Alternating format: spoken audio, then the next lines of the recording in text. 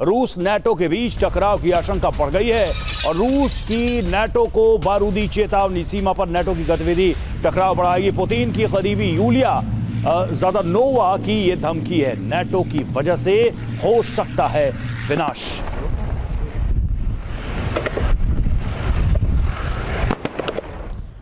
तो देखिए, एक तरफ जो पोलैंड है वो तैयारी कर रहा है और वहीं रूस और नाटो के बीच टकराव तय है क्या अब इसके बाद एटमी विनाश। दरअसल रूस की तरफ से क्या वार्निंग दी गई है, क्या चेतावनी। रूस और बेलारूस की सीमा पर नाटो की हलचल बहुत तेज हो गई है। नाटो की सैन्य हलचल की वजह से महायुद्ध की आशंका बहुत ज्यादा बढ़ गई है। सीमा पर हलचल हमारे विरोधियों की विनाशकारी तैयारी है, यह रूस की तरफ से बता दिया गया है। नाटो की सैन्य गतिविधि पर बात नहीं करना चाहता है पश्चिम। टास्क की तरफ से यह इंफॉर्मेशन सामने रखी गई। अब जरूरी बात क्या है, वियना में सैन्य सुरक्षा हथियार नियंत्रण वार्ता के दौरान रूस ने यह मुद्दा उठाया। रूसी डेलीगेशन की प्रमुख यूलिया ज़दानोवा ने टकराव की आशंका जताई है। पांडे सर, एक चीज तो साफ दिखाई दे रही कि क्या नाटो भी टाइम बाय कर रहा है अपनी तैयारी को पुख्ता करने के लिए, क्योंकि देखिए अगर यूक्रेन के साथ इस वॉर को स्ट्रेच किया जा रहा है ईयर बाय ईयर, साल दर साल ये युद्ध बढ़ता ही जा रहा है। हम 2026 में खड़े हैं, कब ये युद्ध शुरू हुआ था, कब इसके खत्म होने की बात कही जा रही। क्या यूरोप को समझ में आ गया है कि भाई अमेरिका के सहारे नहीं रहना है और थोड़ा टाइम बाय करना और तब इस हम वॉर को स्टार्ट करेंगे? उसके पहले की ये भूमिका है क्या नाटो और यूरोपीय कंट्रीज की?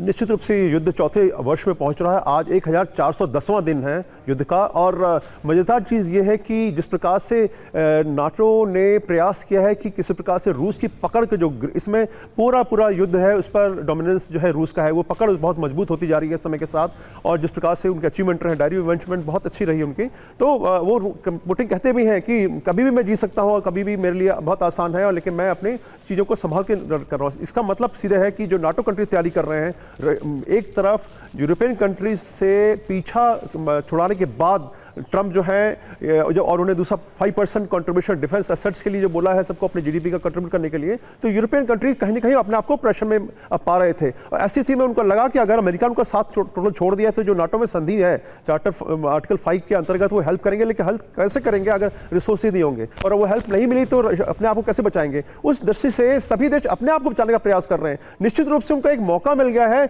यूक्रेन के नाम पर कि हम यूक्रेन के लिए कर रहे हैं और एक साइकोलॉजिकल वॉरफेयर का हिस्सा बनाने की कोशिश की जा रही है ताकि रशिया का मनोबल, पुतिन का मनोबल टूटे, लेकिन ऐसा कोई लगता दिख नहीं रहा है। लेकिन एक ड्रोन वॉल की भी बात अपने चर्चा में सुनी होगी, ड्रोन वॉल बनाने जा रहा है और साथ में उसमें सभी देशों को जो है कंट्रीब्यूट करना होगा।